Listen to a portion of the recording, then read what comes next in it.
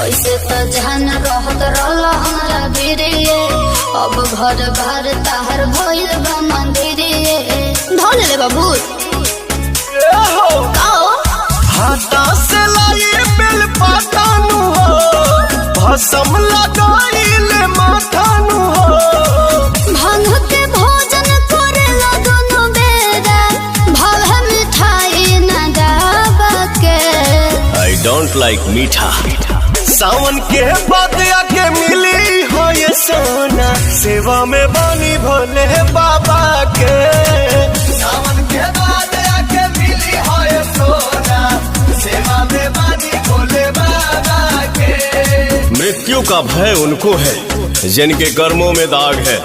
हम महाकाल के भक्त हैं गुरु, हमारे खून में ही आग है।